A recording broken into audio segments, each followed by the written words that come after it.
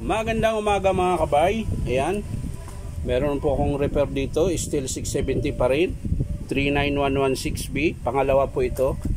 Ayan. Bali, ayan. Sasaksak natin mga kabay. Ito po yung cord niya. Sasaksak natin.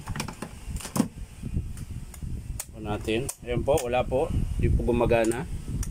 Ayan. So, titingnan natin mga kabay. Tara, samahan nyo ako. So, ayan mga kabay. Nakalas ko na po yung screw. So, bubuksan natin mga kabay. Titingnan natin kung wiring lang din ang sira. Ayan. So yan mga kabay, malinis po yung loob. So baka sa wiring na naman to mga kabay.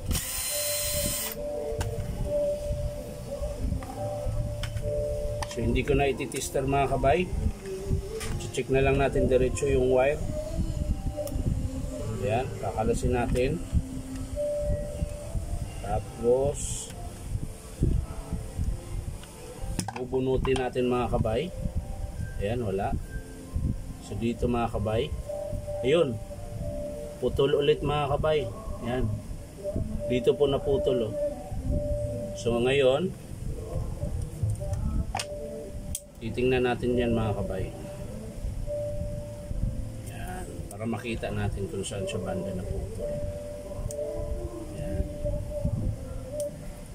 Mukhang kasama sa atin yung mga kabay. Puro wiring lang. Ayan, oh. Ito po yung naputol mga kabay. Ayan. Pumutok po yan mga kabay. Siguro sa kakagalaw-galaw. Ayan. Pumutok po siya. Hindi naman siya nag-short. Ayan. Putol lang po talaga siya. So idudugtong lang natin ito mga kabay. So ayan mga kabay. Una putol ko na po. So kakabit na natin mga kabay. Ikakabit na natin kung saan siya dapat ilalagay. Yan.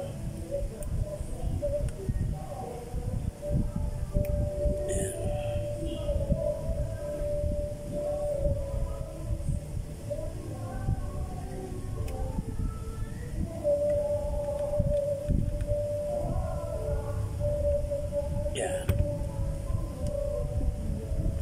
Siyempre yung cord clamp mga kabay, huwag kalimutan. Ayan. Nakabit na natin. Ayan. So bago natin isara mga kabay, titesting natin. Ayan. Saksak natin. Ayan. Mga kabay, gumagana na. Yung init niya mga kabay, ayan. Magbabaga rin. So, tatanggalin natin yung baga. Ayan. So, yan mga kabay. Wiring lang din ang sira. Ayan.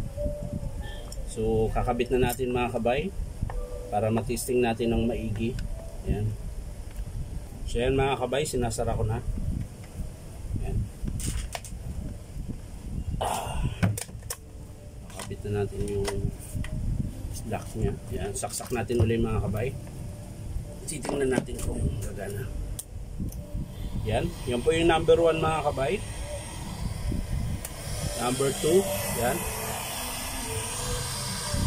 Baga. Magana. So yan mga kabay. Babaga na po siya. Ayan po.